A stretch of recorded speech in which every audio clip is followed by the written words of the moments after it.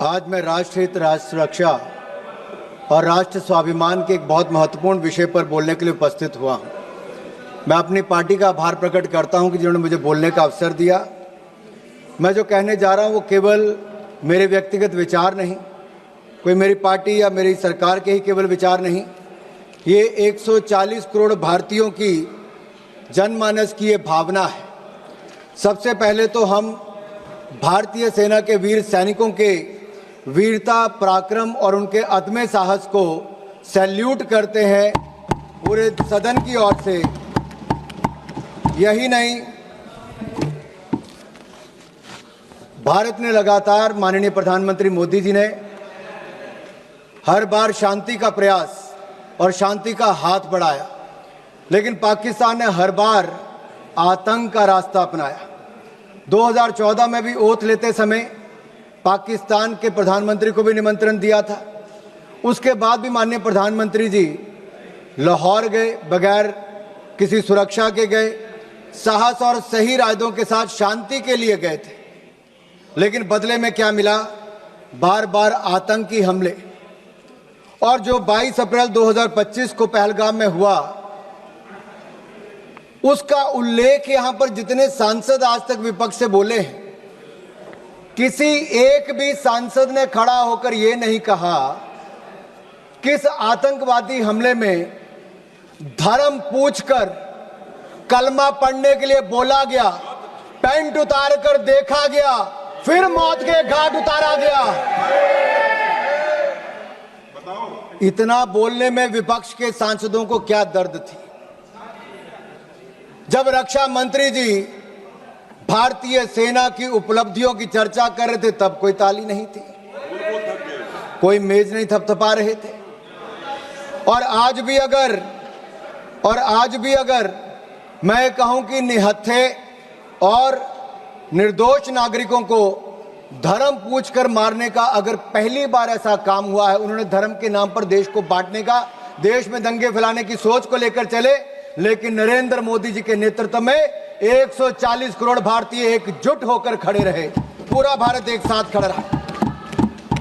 उस शाम भारत के घरों में दिए नहीं बले, दिए नहीं जले, यहां तक कि रात में घरों का चूल्हा भी ठंडा पड़ा रहा। इन लश्करे आतंकियों ने हमारी बहनों के सिंदूर को मिटाया है।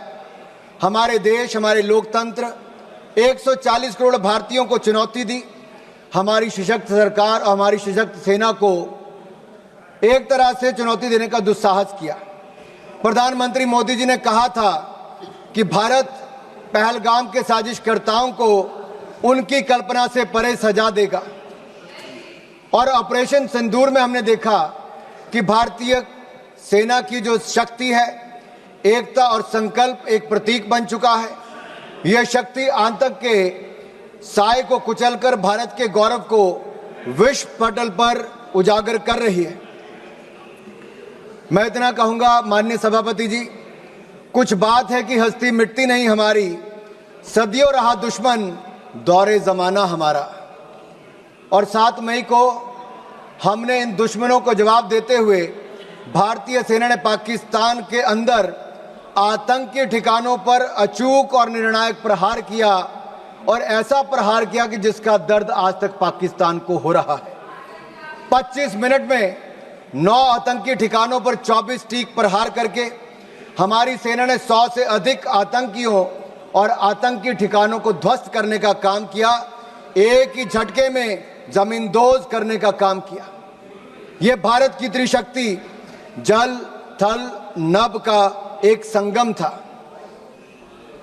हमने विश्व को साफ शब्दों में बता दिया कि भारत के विरुद्ध अगर कोई आतंकवाद की किसी घटना को अंजाम देगा तो हमला भारत पर हमला माना जाएगा, भारत के खिलाफ युद्ध माना जाएगा, और भारत इसे अपने तरीके से निपटेगा। और इसका करारा जवाब भी देखा। जो आंख उठाकर देखेगा उसको ऐसी दर्द दी जाएगी कि उसकी आने वाली पीढ़ियों को भी दर्द महसूस होती रहेगी।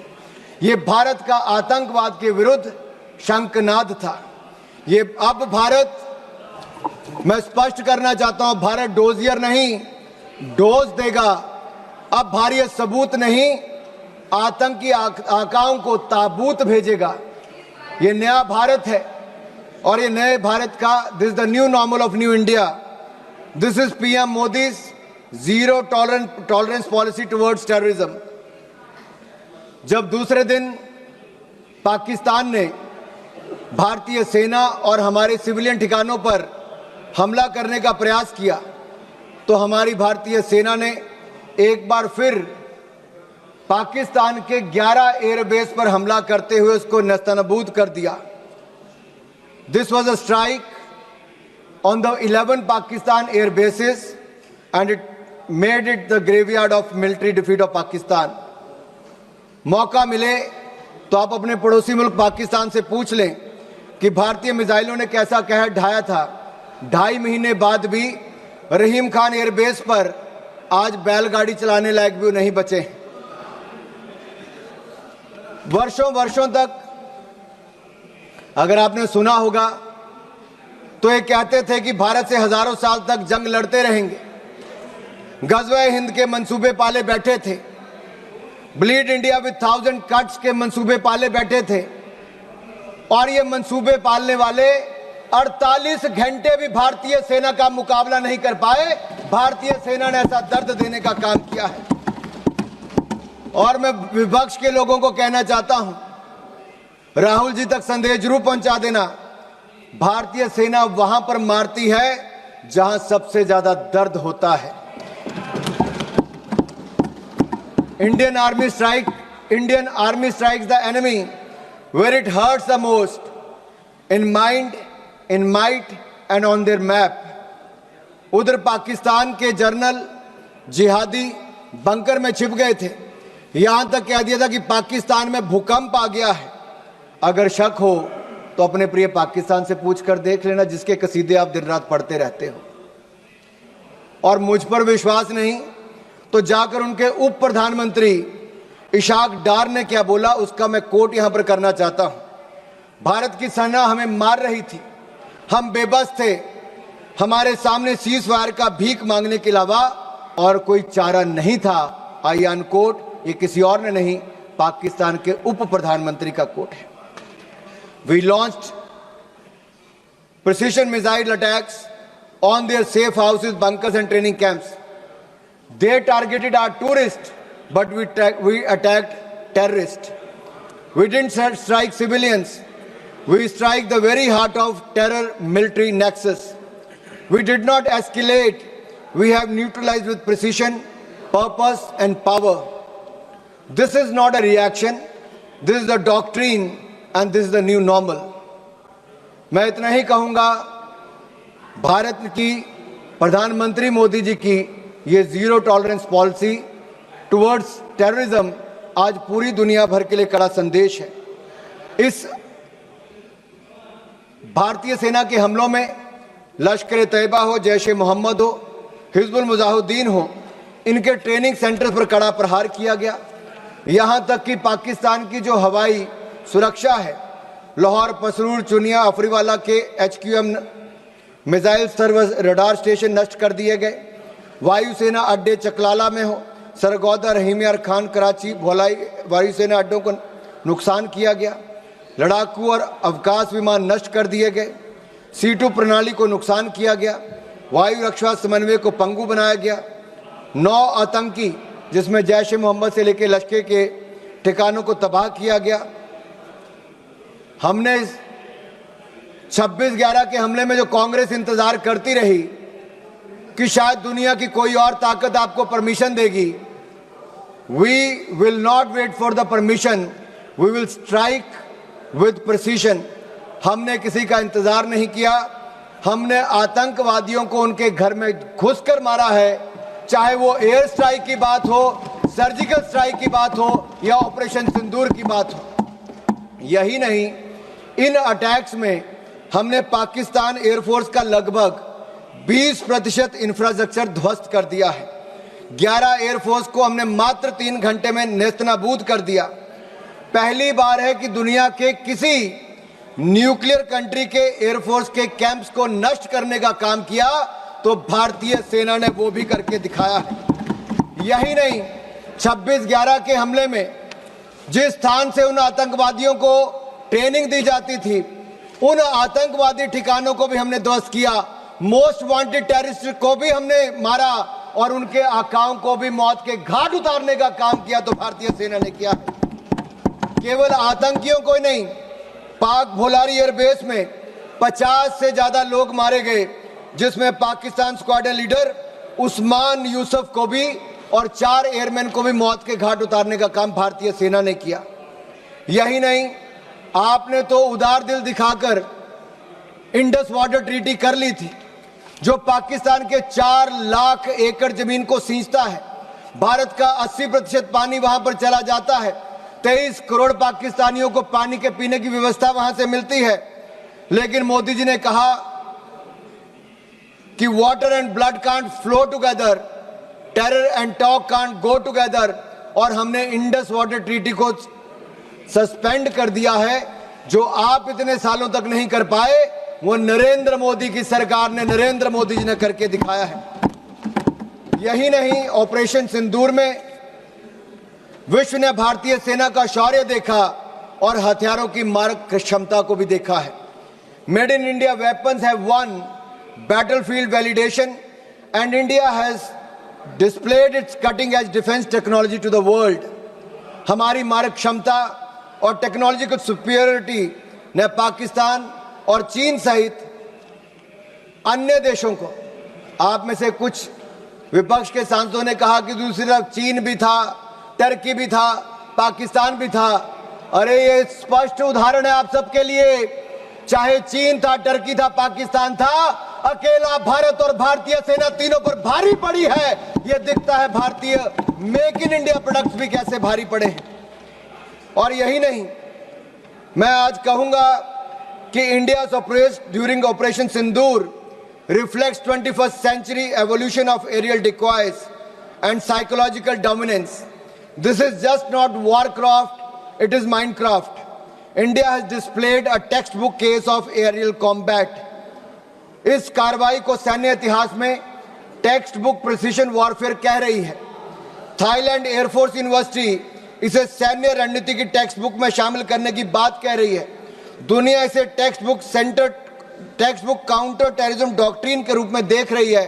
और एक ऑपरेशन सिंदूर से आज दुनिया भर में पता चल गया कि भारत की ताकत क्या है और जो आज के वॉरफेयर में भारत की नई टेक्नोलॉजी ने कैसे काम किया है। आप पूछ रहे थे पिछले 10 सालों में क्या हुआ। दीपेंद्र हुड्डा जी कह रहे थे कि भारतीय सेना के बजट को क्या हुआ डिफेंस के। माननीय निर्मला सीतारमण जी यहां पर है, रक्षा मंत्री जी हैं, पूर्व रक्षा मंत्री भी हैं, आज वित्त मंत्री हैं, राजनाथ जी हैं, रक्षा मंत्री हैं। मोदी सरकार में 2.5 लाख करोड़, आपके समय 2013-14 में डिफेंस बजट था, 2.5 लाख करोड़ से बढ़कर 6,22,000 करोड़ रुपया बजट कर दिया है।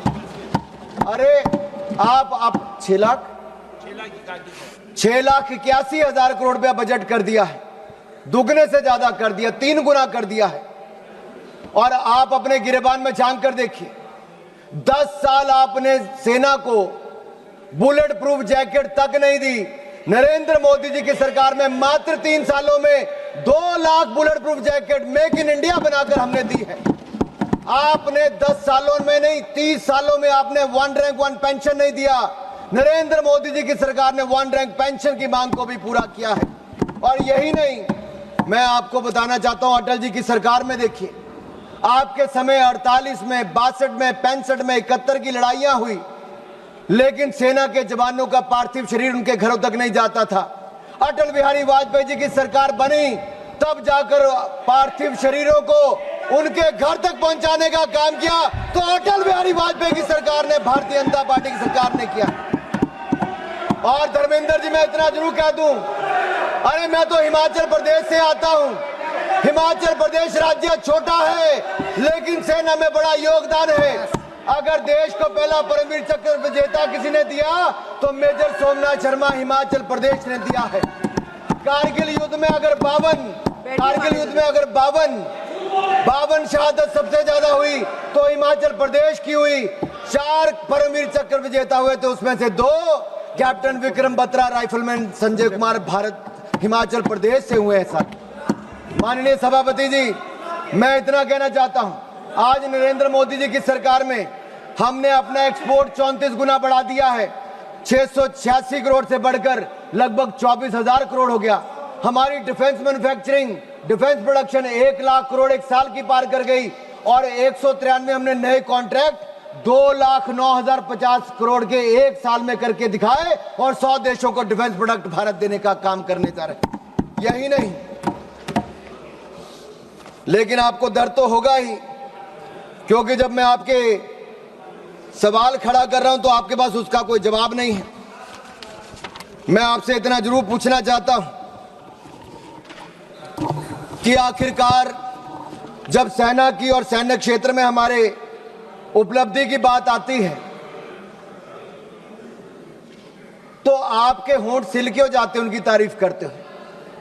कितने युद्ध देश ने देखे, लेकिन इस लड़ाई में मैं कहना चाहता हूं, भारत ने ना एक सैनिक खोया है, ना एक सैनिक खोया, ना एक सैनिक शहीद हुआ, ना युद्ध हुआ, लेकिन फिर भी हमारी विजय हुई, शोर भी नहीं हुआ, सिंहनाद की गूंज उठी है। ये भारत ने करके दिखाया है। मोदी जी की नीति और सेना की रणनीति काम आई है। प्रधानमंत्री मोदी जी के बारे में ये कहूंगा, जब वो मुख्यमंत्री भी नहीं थे, उस समय हिमाचल के प्रभारी थे। कारगिल के युद्ध में वो उस समय भी सेना के जवानों का हाल पूछने कारगिल गए थे, और जब से वो प्रधानमंत्री बने हैं, हर दिवाली सेना के जवानों के साथ मनाने का काम प्रधानमंत्री मोदी ने किया है। सेना को सशक्त भी किया। और मैं एक बात कहूंगा, एक और भारत की सेना पाकिस्तान को कड़ा जवाब दे रही थी, लेकिन दूसरी ओर आप लोग क्या कर रहे थे? राहुल गांधी जी क्या कर रहे थे? सबूत मांग रहे थे और साथ ही साथ कवर फायर भी दे रहे थे। कवर फायर किसको दे रहे थे, ये आपको पूछना पड़ेगा। आपने कहा कि हमने सरेंडर कर दिया। हमने स्पष्ट किया है कि जब तक हमने ऑपरेशनल और मिलिट्री ऑब्जेक्टिव पूरा नहीं किया, तब तक हमने सीजफायर नहीं किया था, और तीसरे पक्ष की मध्यस्थता को हमने पहले नकार दिया था। और यही नहीं, एक बात तो मैं आपको स्पष्ट कर देना चाहता हूं, आज भारत का दूसरा सबसे लंबे समय तक प्रधानमंत्री के पद पर रहने वाला कोई व्यक्ति है तो उनका नाम नरेंद्र मोदी है। 2001 से लेकर 2025 तक, मुख्यमंत्री से लेकर प्रधानमंत्री तक 25 साल में एक दिन की भी छुट्टी लिए बिना देश के लिए हर पल जीने का काम करने वाले नरेंद्र मोदी हैं। आपने भारत की सेना पर प्रश्न चिन्ह खड़ा किया है। मैं इतना कहूंगा, हम दुनिया का सबसे बड़ा लोकतंत्र है, दुनिया की चौथी बड़ी अर्थव्यवस्था है, दुनिया के सबसे लोकप्रिय प्रधानमंत्री नेता हमारे पास हैं। भारत को झुकाने वाला कोई का माई का लाल पैदा नहीं हुआ जो झुका सके। भारत को कोई झुका सके ऐसा किसी में दम नहीं। भारत से विश्व है, हम किसी से कम नहीं, हम किसी से कम नहीं। आदरणीय सभापति जी, भारत 2.5 मोर्चे पर लड़ाई लड़ रहा था। 2 मोर्चे तो सबको पता है, लेकिन ये जो आधा मोर्चा है ना, उस आधे मोर्चे में एक राहुल ऑक्युपाइड कांग्रेस भी है। राहुल ऑक्युपाइड कांग्रेस क्या, मैं बताऊंगा।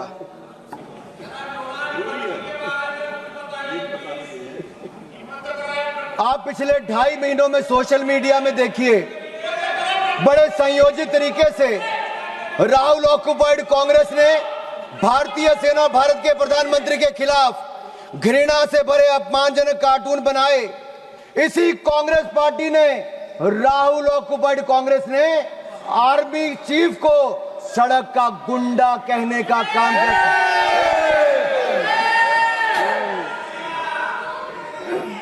अभी भी हंसते हैं। अरे राहुल गांधी जी को सदन में खड़े होकर शर्म से माफी मांगनी चाहिए, पूरे देश से, भारतीय सेना से माफी मांगनी चाहिए। आप आर्मी चीफ को सड़क का गुंडा कहते हो, और बाटला हाउस कांड में शहीद होने वाले इंस्पेक्टर मोहनचंद शर्मा को आप श्रद्धांजलि तक नहीं दे पाए, लेकिन आपकी पूर्व राष्ट्रीय अध्यक्ष आतंकवादियों के मरने पे आंसू बहाने वहां चली गई थी। यह कांग्रेस है जो भारतीय सेना के साथ नहीं, उसके खिलाफ हथियार उठाने वाले आतंकवादियों के लिए आंसू बहाती है। देश ने आपका असली चेहरा देखा है। इससे बड़ा पाप और क्या हो सकता है कि आपने भारत को अपमानित और पराजित करने वाले राष्ट्र साबित करने में कोई कसर नहीं छोड़ी। आपने देश की जनता का मनोबल तोड़ने का कार्य किया, कोई कोर कसर आपने बाकी नहीं छोड़ी। और सुनिए मणिकम टैगोर जी, इतिहास नरेंद्र मोदी जी को उनके धैर्य और धीरता के लिए याद रखेगा, और राहुल ऑक्युपाइड कांग्रेस को उनके धोखे और धूर्तता के लिए धिक्कारेगा, धोखे और धूर्तता के लिए धिक्कारेगा। और मैं आपको बताऊं, जिस नेता की आप अपने की बात करते हैं, 2 बार देश की जनता ने लीडर ऑफ ऑपोजिशन बनने के लायक भी नहीं दिया। एक बार तो अमेठी की जनता ने हरा दिया, और अगर रो धोकर लीडर ऑफ ऑपोजिशन बन भी गए तो मैं कहना चाहता हूं वो एलओपी से एलओबी बन गए हैं। किरण जी पूछ रहे हैं एलओबी का ही है। भाई पार्लियामेंट्री अफेयर मिनिस्टर को तो मुझे बताना पड़ेगा। एलओपी लीडर ऑफ ऑपोजिशन से एलओबी लीडर अपोजिंग भारत बन गए हैं। उनके एजेंडे पे केवल भारत का विरोध है, भारतीय सेना का विरोध है, और भारत के प्रधानमंत्री का विरोध करना ही लिखा है। इसलिए आज से उनको एलओबी कहना शुरू करना पड़ेगा।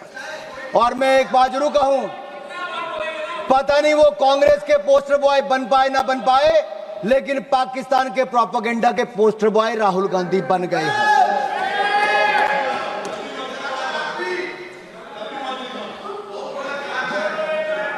आपकी दुआ स्वीकार हो। अब माननीय सभापति जी, आज सदन ने ऑपरेशन सिंदूर पर चर्चा करनी थी, लेकिन कांग्रेस के नेताओं में होड़ लगी थी कि कौन पाकिस्तान का सबसे सगा, सबसे प्रिय उभर कर सामने आए। और एक पूर्व गृह मंत्री ने जो कल इंटरव्यू दिया, उस इंटरव्यू में साफ देखने को मिलता है, वो कहते अगर पाकिस्तान का हाथ इसमें नहीं दिखता है तो आप कैसे कहते हो कि पाकिस्तान से टेररिस्ट आए थे। ये लोग कभी हिंदू आतंकवाद कहते हैं, कभी पाकिस्तान को बचाने के लिए आते हैं। कांग्रेस पार्टी में पाकिस्तान के इतने बड़े बड़े एडवोकेट आज हैं कि पाकिस्तान अपनी पैरवी बाद में करता है, कांग्रेस के नेता उनकी पैरवी करने के लिए पहले खड़े हो जाते हैं। और मैं इतना जरूर कहूंगा, पाकिस्तान सेना और पाकिस्तान सरकार लश्करे राहुल के बयानों को अपने पक्ष में इस्तेमाल कर रही है। पाकिस्तान सेना और पाकिस्तान सरकार लश्करे राहुल के बयानों को अपने पक्ष में इस्तेमाल कर रही है। और यही नहीं, पाकिस्तान सेना के प्रोपेगेंडा वीडियो में कांग्रेस पार्टी के राष्ट्रीय अध्यक्ष उनके बयान को लेकर पूरी दुनिया भर में दिखाया जा रहा है। मुझे पहले लगता था इनको दिक्कत मोदी जी से है, लेकिन अब मुझे पूर्ण विश्वास है इनकी दिक्कत मातृभूमि से भी है। और कहने को तो आईएनसी है, लेकिन आईएनसी अब इनके बयानों और इनके तरीकों से यही लगता है ये अब कहीं इस्लामाबाद नेशनल कांग्रेस बन गई है। क्योंकि पाकिस्तान द्वारा फैलाए गए झूठे नैरेटिव और आड़ के पीछे आप रुक रहे हैं। कांग्रेस आइडिया ऑफ डिप्लोमेसी यही रहा, माननीय सभापति जी। और मैं जो कह रहा हूं मैं उसको ऑथेंटिकेट करने के लिए तैयार हूं। कांग्रेस आइडिया ऑफ डिप्लोमेसी क्या था? इनका केवल डोजियर तैयार करने का था, डिनर खिलाने का था, डिसीजन करने का नहीं था। नहीं तो 26/11 के हमले के बाद ये लोग 26/11 हमले के बाद ये शायद कुछ कार्रवाई करते, उन्होंने कुछ नहीं किया। ये पाकिस्तान को उनकी भाषा में जवाब देते, लेकिन नहीं दिया। राहुल गांधी जी क्या करते रहे, मैं आपसे पूछना चाहता हूं। मैं पूछता हूं आपसे, पूरे ऑपरेशन सिंदूर में श्रीमान राहुल गांधी जी का सबसे ज्यादा रुचि ये जानने में थी कि भारत के कितने विमान मार गिराए। उनका एक बयान भी ऐसा नहीं है जहां उन्होंने जानने की कभी कोशिश की हो कि हमारी सेना ने, हमारी वायुसेना ने पाकिस्तान में कितनी तबाही मचाई है, पाकिस्तान के कितने आतंकवादियों को मार दिया है, पाकिस्तान के कितने आतंकवादी ठिकानों को तबाह किया है, उनके कितने डिफेंस सिस्टम को खत्म किया है, उनके कितने एयरबेस उड़ाए हैं, पाकिस्तान को कितनी हानि पहुंचाई है। इसमें राहुल जी का कोई इंटरेस्ट नहीं था, मात्र इंटरेस्ट था भारत के कितने विमान गिराए गए। आखिर ये जानकारी वो किससे साझा करना चाहते थे? जिनके हाथ रक्षा दलाली में रंगे रहे हों, अब किसके लिए दलाली करना चाहते हैं ये मुझे पता नहीं। और मैं तो इतना ही कहूंगा, जुबान पर पाकिस्तान, दिलों में साजिश पलती है। ऐसे लोगों की वजह से ही तो चिताएं जलती हैं। देश को लूटकर जो अपने महल बनाते हैं वो इतिहास में गद्दार कहलाते हैं, गद्दार कहलाते हैं। ऑपरेशन सिंदूर पे मैं कहूंगा हमारी सेना ने तो किया, वो दुनिया ने देखा, लेकिन उसके ठीक बाद प्रधानमंत्री मोदी जी आदमपुर एयरबेस पर गए और अपनी सेना का मनोबल बढ़ाने का काम भी किया। तो नरेंद्र मोदी जी ने किया। फेक प्रोपेगेंडा चलाया जा रहा था कि आदमपुर एयरबेस खत्म कर दिया। अगर खत्म हो गया तो प्रधानमंत्री कैसे उतरते? S-400 पीछे खड़ी दिखती थी, आपकी आंखों में, आपके चश्मे नहीं दिख रही होगी, दुनिया ने देखा है। यही नहीं, मैं आपको यह कहना चाहता हूं, न्यू रूल ऑफ एंगेजमेंट में हमने तय कर दिया है कोई भी आतंकवादी घटना को एन एक्ट ऑफ वॉर माना जाएगा। मैडम मैं 5-7 मिनट और लूंगा, मेरे जो टाइम मुझे पार्टी ने दिया वो 5-7 मिनट। किरण जी भी यहां पर हैं। और न्यूक्लियर ब्लैकमेल की जब बात चलती है, अटल बिहारी वाजपेयी जी ने भी स्पष्ट कर दिया था और नरेंद्र मोदी जी की सरकार ने तो कह ही दिया है। हमने एस्केलेशन भी नहीं की, हमने केवल आतंकवादी ठिकानों को प्रहार किया। लेकिन जब पाकिस्तान ने हमारे सेना या सिविलियन ठिकानों पर प्रहार करने का प्रयास किया तो हमने ऐसा जवाब दिया है कि कांग्रेस नहीं, पाकिस्तान सदा याद रखिए, गलती से। मैं जहां तक सिंधु डैम की बात है, इंडस वाटर ट्रीटी को हमने सस्पेंड किया है। आपके कुछ नेताओं ने कहा, जो आपकी गठबंधन में सरकार में थे, उन्होंने कहा पानी दे देना चाहिए पाकिस्तान को। प्रधानमंत्री मोदी ने कहा सिंधु में पानी और खून, सिंधु नदी का पानी और खून एक साथ नहीं बह सकते। तुम हमारा खून बहाओगे, तुम्हें पानी नहीं पिलाएंगे। मैं इतना जरूर कहूंगा, पाकिस्तान चाहे जितना मर्जी सिर पटक ले, नाक रगड़ ले, सिंधु डैम के गेट नहीं खुलेंगे, नहीं खुलेंगे। आदरणीय सभापति जी, जो प्रतिनिधि मंडल माननीय प्रधानमंत्री मोदी जी ने दुनिया भर में भेजे, वो 7 प्रतिनिधि मंडल में एक मुझे भी जाने का अवसर मिला। सुप्रिया जी हमारा नेतृत्व कर रही थी। और मैं सदन में एक बात जरूर कहना चाहता हूं, ये जो प्रतिनिधि मंडल थे, ये किसी दल या किसी विचारधारा का प्रतिनिधित्व नहीं कर रहे थे, हम राष्ट्र का प्रतिनिधित्व कर रहे थे।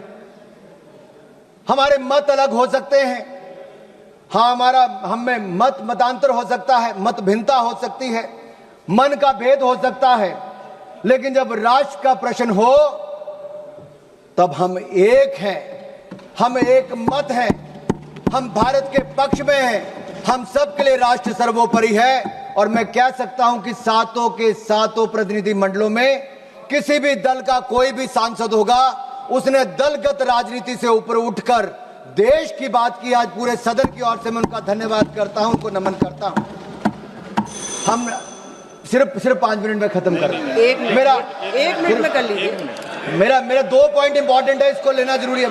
सिर्फ 2 पॉइंट इंपॉर्टेंट, एक इसमें हमने हासिल क्या किया और दूसरा सरेंडर विषय है।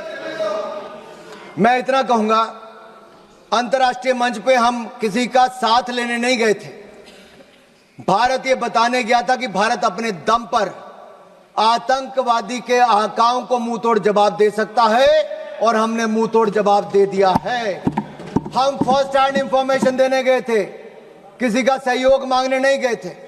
और 193 देशों में से 190 देशों ने एक साथ इन आतंकवादी हमलों की निंदा की है। ये नरेंद्र मोदी जी का दिखाता है। और यही नहीं, मुस्लिम देशों में भी पाकिस्तान को अलग थलग करने का काम किया, आतंकवाद के खिलाफ एक वैश्विक माहौल बनाया। और मैं कहना चाहता हूं कि जो रवैया कांग्रेस का रहा इस समय, वो सबसे अधिक निराशाजनक, अपमानजनक और आपत्तिजनक था। सेना और सरकार पर हमला करने में कांग्रेस कहीं पीछे नहीं रही, लेकिन भारत में जहां नरेंद्र मोदी जी की सरकार में हम लगातार आगे बढ़े, एक फेक नैरेटिव कांग्रेस के नेता द्वारा चलाया जा रहा है कि सरेंडर सरेंडर। माननीय सभापति जी, अगर पिछले 78 साल का हिसाब दिया लिया जाए तो कांग्रेस ने कितने ब्लंडर और सरेंडर किए, ये आज देश को मैं बताना चाहता हूं और इन 2 मिनटों में बताऊंगा। 1948 में कश्मीर जैसे आंतरिक विषय को संयुक्त राष्ट्र में ले जाकर सरेंडर किसने किया? कांग्रेस ने। 1950 से 60 के दशक में एक्साई चीन को बंजर जमीन कहकर चीन की झोली में डालने का ब्लंडर किसने किया? कांग्रेस ने। 1954 में तिब्बत के अधिकार को छोड़कर चीन को कब्जा करने का स्वीकार किसने किया? कांग्रेस ने। 1958 में नून नेहरू समझौते के तहत बेरूबारी को पूर्व पाकिस्तान में स्थानांतरित करने को सरेंडर किसने किया? कांग्रेस ने। 1960 में पंजाब के सरजा माजरा, रख हरदीप सिंह पठान के, सुलेमान के, चक लोधी को पाकिस्तान को सौंपकर सरेंडर किसने किया? कांग्रेस ने। 1960 में सिंधु जल संधि के तहत पाकिस्तान को $174 मिलियन, आज के 14,000 करोड़ के बराबर, ये सरेंडर किसने किया? कांग्रेस ने। माननीय सदस्य प्लीज। 1963 में पाकिस्तान ने पीओके में 5,180 वर्ग किलोमीटर क्षेत्र चीन को सौंपने का काम किसने किया और चुप रहा? कांग्रेस ने। 1974 में इंदिरा गांधी ने एक समझौते के तहत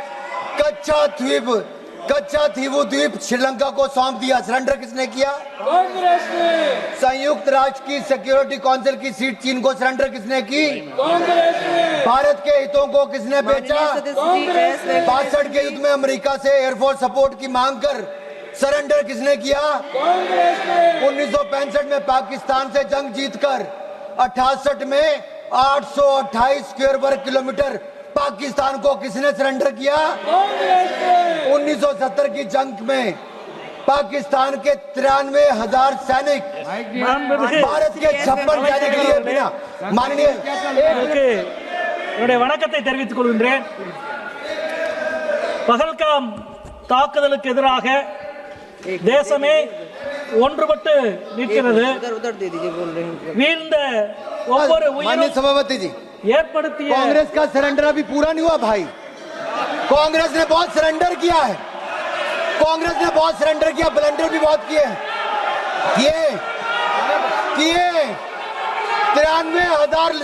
93,000 सैनिकों को, पाकिस्तान के 93,000 सैनिकों को भारतीय सेना ने नील डाउन करवाया था, मुर्गा बनाया था, लेकिन इंदिरा गांधी ने सरेंडर किया।